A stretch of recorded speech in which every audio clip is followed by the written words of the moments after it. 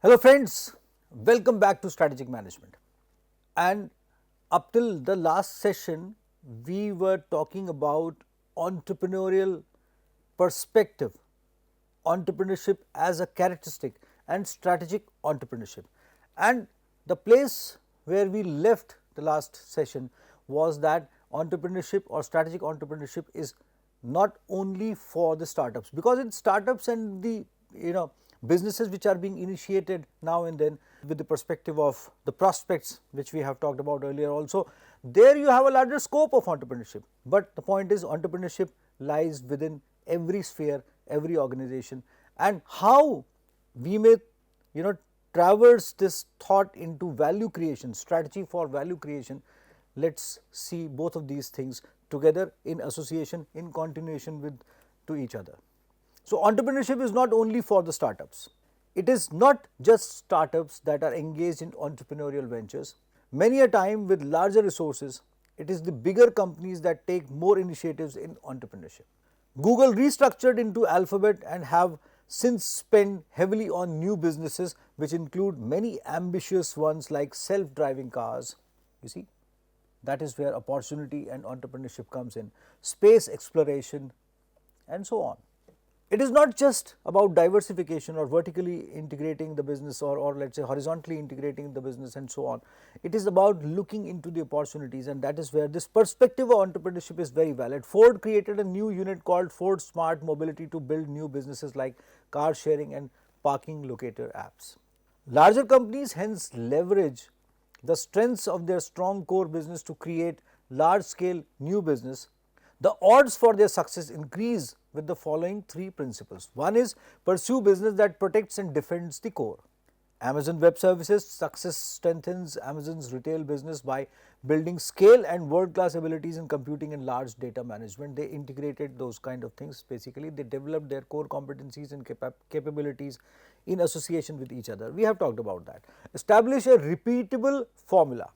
LeBron Les Wexner, founder of the Limited, built 7 other large companies including Victoria's Secret, Bath and Body Works and White Barn.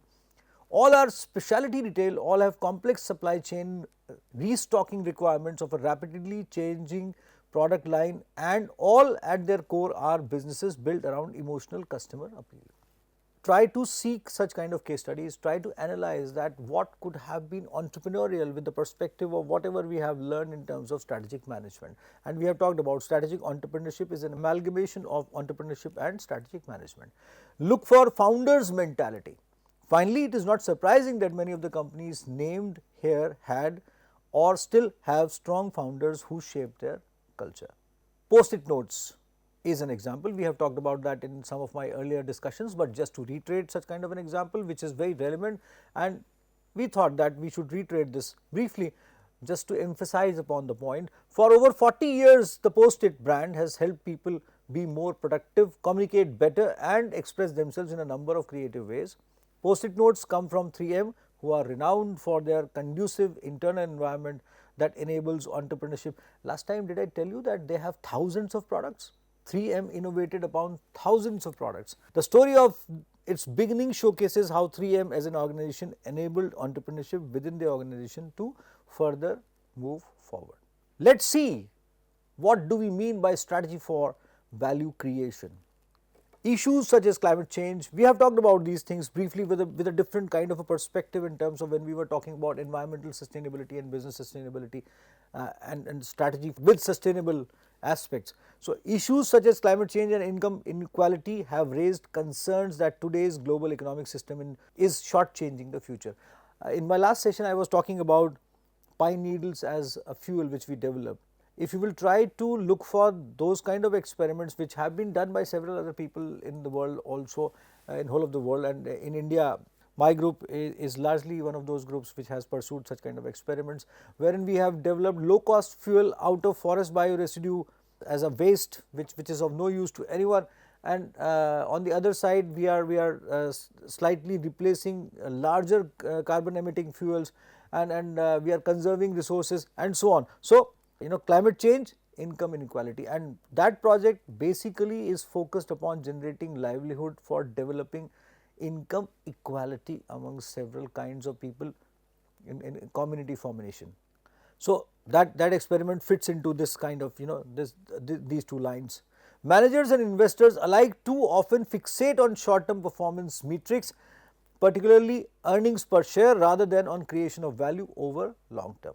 We have been talking about this since the beginning of this course, that strategy is all about having a long-term pathway which would lead towards the vision which an organization would nurture. By emphasizing, or perhaps more accurately misinterpreting, the shareholders' interests as surpassing analyst projections or short-term quarterly earnings, the financial system can appear to institutionalize a model that prioritizes only immediate gains while disregarding future prospects. The point of concern here is that, am I just focused on bringing short-term results with my individualistic thought process as a leader or as a manager? Should I be having one eye here and one eye there? If it is relevant, then how to maintain that balance is the most important thing, because when we talk of strategy for value creation, we have to look there and we have to bring results here, that side, this side. The deep-seated and interconnected roots of short-termism underscore the importance of a collective commitment among business leaders to eradicate it and foster long-term value. We are using Goddard and Kohler, The Value of Value Creation, McKinsey Quarterly 16. We are referring to this paper. Companies conflating short-termism with value creation jeopardize both shareholder value and stakeholders' interests, as the author says. Banks that blurred the lines between short-term gains and long-term value contributed to the financial crisis, resulting in substantial losses for shareholders in due course of time. They have observed those kind of case studies. They have analyzed, authors have analyzed the results in due course of time. They have analyzed the organizations in due course of time, especially the banking organizations. That is why they are putting up this expression in front of us, which is a learning point for us, that we should refrain from, putting our eyes away from the long-term benefits and long-term gains, which we thought of pursuing in due course of time. Businesses prioritizing short-term gains over environmental sustainability risk not only immediate costs such as cleanup expenses and fines, but also enduring reputational harm, ultimately diminishing shareholder value. Creating long-term shareholder value globally necessitates the fulfillment of various stakeholders' needs, including customers, suppliers and employees, as ignoring their requirements undermines sustained value creation. Why would people stay with you? We have talked about that retention factor, we have mentioned that in as far as strategic perspective goes, but here we are talking about retention factor with the perspective of value creation, value generation. You see, the point here is that if I feel that the purpose of my life has been found and I am supposed to stick to the situation, contribute meaningfully and live for a long happy life wherein social security, emotional security, financial security, everything can be achieved and a very good life can be achieved, wherein I have a particular sphere of emotional, cultural and intellectual and knowledge nourishment around me.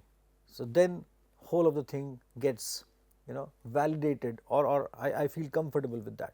And that is what the point is. When we talk of value creation for all the stakeholders, they should feel that way. They should feel like remaining associated with us. Investing for sustainable growth typically yields stronger economies, heightened living standards and increased individual opportunities. Precisely the point.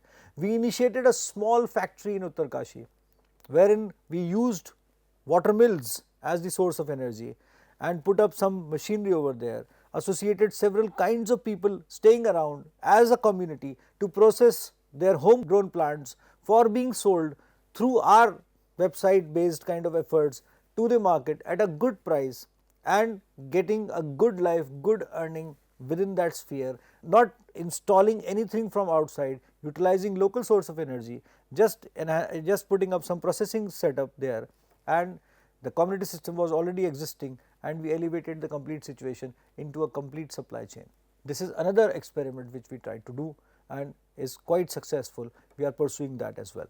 Value creating capitalism has consistently propelled progress, whether through lifting millions out of poverty, boosting literacy rates or fostering innovations that enhance quality of life and extended life expectancy.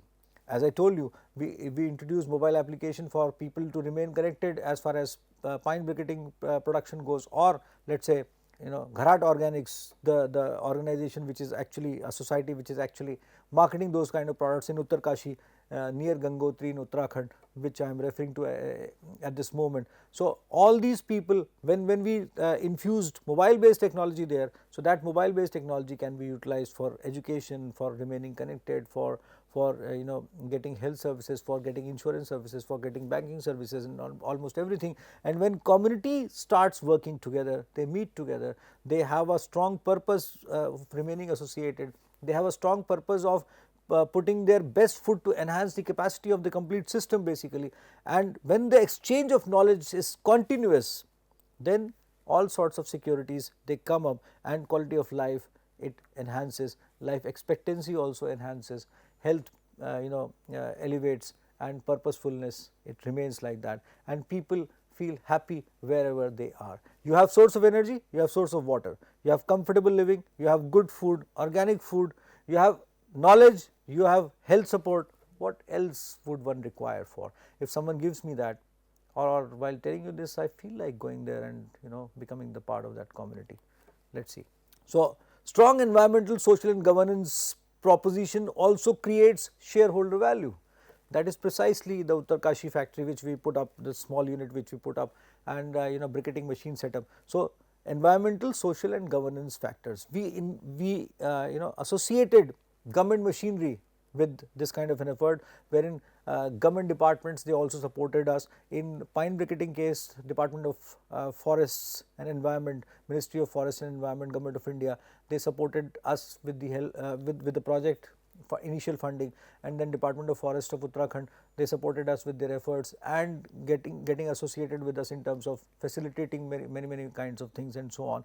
And local district administration also got associated with us in this Uttarkashi effort, and Department of Biotechnology, Government of India, they supported us with initial funding in that experiment.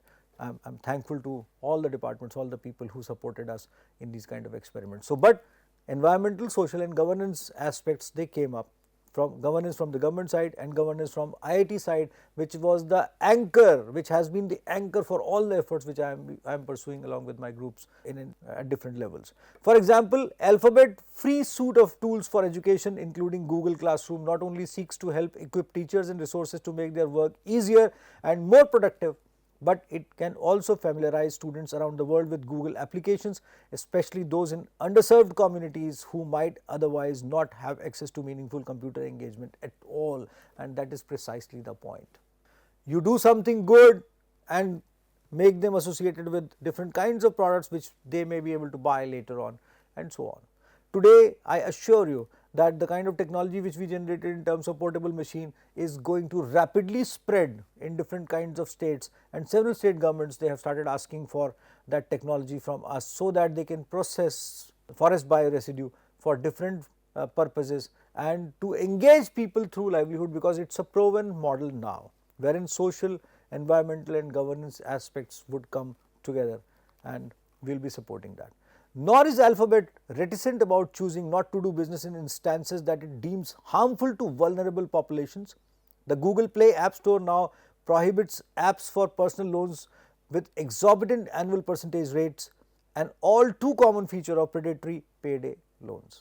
So, simultaneously I am pursuing two examples of one which we pursued and one which Google is doing. Google is a very large organization, but I assure you that with due consistent efforts which we are pursuing here with the help of Indian Institute of Technology, Roorkee now, and thankfully to several ministries and government departments which have helped us originally, and along with my team here, we will be able to make a large difference when that technology would spread amongst all sorts of people who would be requiring those, and the cumulative produce would be high. I would not say that we would become as large as as a case study someday, but definitely hundreds of thousands of people would get associated in due course of time, in a very short span of time. Probably in some years I would be updating you through a different course or through addition into this course by the story that this is how the larger difference has been made. Lego's mission of playing well, aimed at harnessing the potential of play to inspire future builders, communities and environments, has initiated a program connecting numerous children in rural China with their working parents.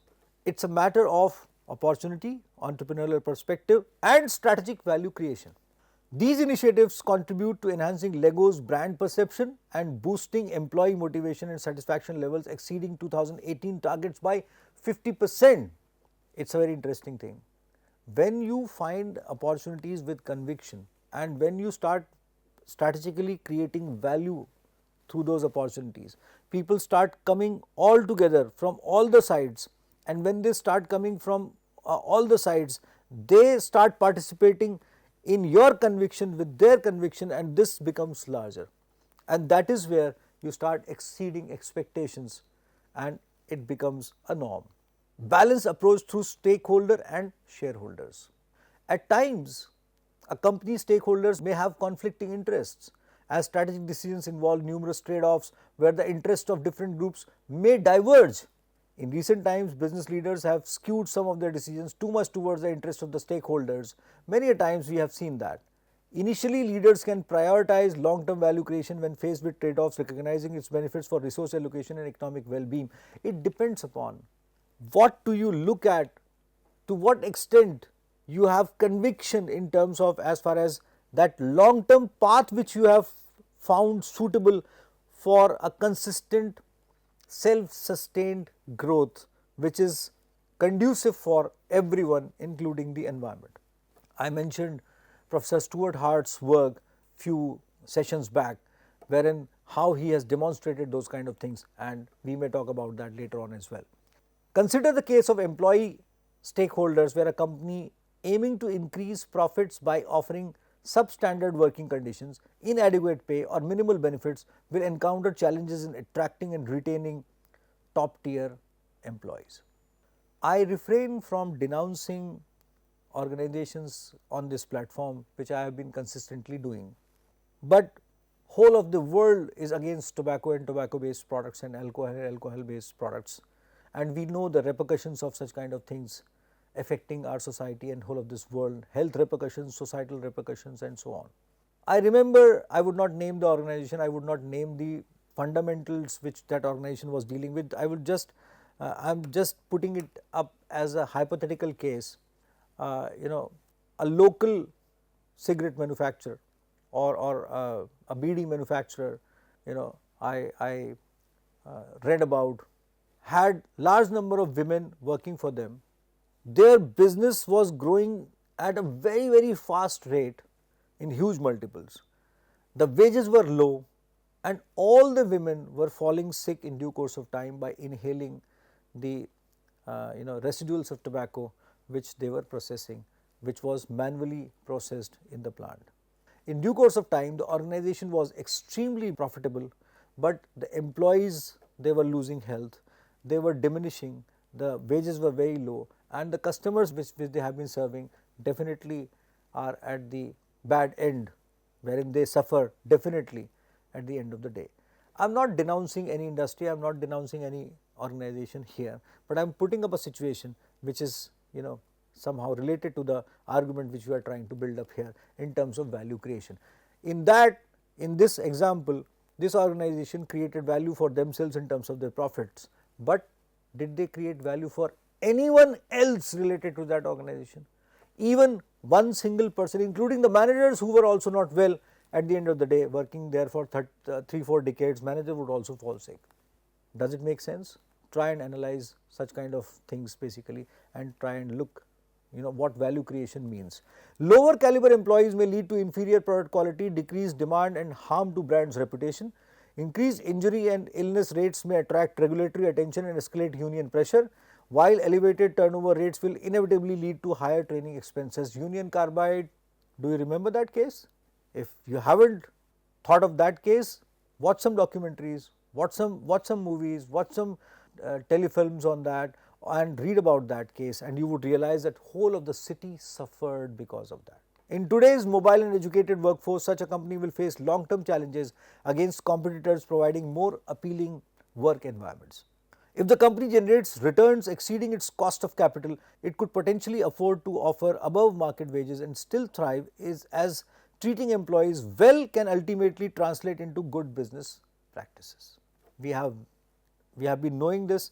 We would be talking about this when we would be going for business level strategic decision making and functional level demonstration of that strategic decision making in due course of time. A focus on long term value creation implies offering wages adequate to attract and retain quality employees, ensuring their happiness and productivity, and complementing these wages with various non monetary benefits and rewards as well. Passing on the fruits to everyone related to your organization, if you at all producing those kind of fruits. Even companies that have outsourced manufacturing to low cost countries with limited labor protections have realized the necessity for monitoring supplier working conditions and avoid consumer backlash. Ultimately, business is supposed to provide benefit in a self-sustained manner to all the members of the value chain. Let's talk about an example which is, which we have taken from the Blue Ocean Team 2022 November 30 Strategic Alignment, the key to successful business strategy, Blue Ocean Strategy, from the website www.blueoceanstrategy.com/blog/strategic alignment. Dubai. So, now this Dubai value creation through Blue Ocean. This is a case study which talks about entrepreneurial perspective, strategic value creation as well as element of Blue Ocean alongside. Let's see what happened. From a sleepy desert city to a global metropolis, Dubai has established itself as the leading city of the UAE and a prominent regional hub for finance, trade, tourism and shopping. One of my students who is staying in Dubai and is a manager of a company basically, so he called me up recently and we were talking to each other and he was demonstrating on how happy he is there to stay at Dubai and working with financial sector and so on, and he was demonstrating the path which Dubai has taken with a long term perspective, and that path is actually propelling the growth of the city and the country at large, and how it is actually attracting several other kinds of businesses which are growing well, and how they have made their life very comfortable and healthy, happy and so on. Dubai's economy was the fastest growing in the world for 33 years in a row from 1975 to 2008. What did they do? Although it suffered setbacks from the global financial crisis of 2008, as most of the countries did, it bounced back successfully. Dubai is now focused on making a new blue ocean shift for growth and value creation. What are they doing? The conditions for Dubai were not favorable. There was a time when such kind of situation was there. Job opportunities and living conditions were dismal and medical services were poor on the top of unforgiving desert. Resources were low. Yet the leaders of the Emirates took strategic decisions to overcome these structural and environmental issues. The country shifted effectively from its dependence on oil and natural gas. They analyzed the potential of their existing business and the depleting resources as such, with only 5% of revenue coming from it, down from 30% a decade ago. You see, that is how they decreased the volume of oil based business and they enhanced the volume of other businesses at large, because they realized that this business would die if they keep on exporting oil, and they might not be able to have their own oil resources for their own usage and consumption later on, and those resources would deplete anyways. So, they had to look for an opportunity, an entrepreneurial opportunity, and had to capitalize upon that opportunity in due course of time before anyone could think of that in that particular kind of a region. If anyone could have that kind of a model in their view, then that might not have worked for them if they would have delayed this kind of a thing, because they positioned themselves as a shopping and a tourism and a stay hub at large. They have transformed themselves into a global city with emphasis on tourism, business destinations, and have effectively integrated into global economy. That is precisely what I am talking of. If anyone else could have thought of this, they would have done that. Dubai followed a reconstructionist blue ocean strategy by aligning its three propositions around differentiation and low cost to create value. Value proposition, profit proposition, people proposition. The value proposition of Dubai begins with a dozen world-class free trade zones with unbeatable incentives for investors. To stand out further and simultaneously lower investors' costs, Dubai has also expedited its regulatory processes, and the authors have compared Shanghai with Dubai, and that is November 30, 2022 we are talking of. And there is an offering level. This is a blue ocean framework which we have already talked about. So, there is an offering level basically, and then corporate tax free zones, import and re-export duties, domestic market size, language barrier, all these elements were eliminated or reduced. And then transparency and regulations, logistics efficiency, and freedom to repatriate 100% of capital and profits, 100% of foreign ownership, and then transparent internationally accepted judicial system in free zones. That is what they raised and created in due course of time, and that is how a composite value proposition came in. Dubai found differentiated ways of generating revenues while also lowering its cost structure. Instead of exploiting conventional income channels such as corporate and personal taxes, which would discourage foreign investors, the government has invested in the infrastructure that supports the investors' activities, shipping and port services, transport, tourism, etc. These investments have allowed the government to directly profit from its unique low cost value proposition, and we now and then hear that so many movie stars, so many people, they have constructed their bungalows in Dubai, they wish to stay in Dubai, they love to visit Dubai and so on, and India is fond of Dubai. So, and again you see there is a profit proposition wherein oil based economies, as authors have demonstrated, and Dubai. So, heavy dependence on volatile oil revenue, social liability cost, military and administrative overhead costs, and reputation for global quality and non-oil based business operations and so on. These are the factors, these are the elements, and that is how Dubai has worked on. This is compared by the authors and demonstrated for us. So, Dubai has become a cosmopolitan state with more than 3 million people from over 100 countries around the globe. They provided best social security features for their citizens, including medical care, free or subsidized education, unemployment benefits and assistance in housing, to name a few.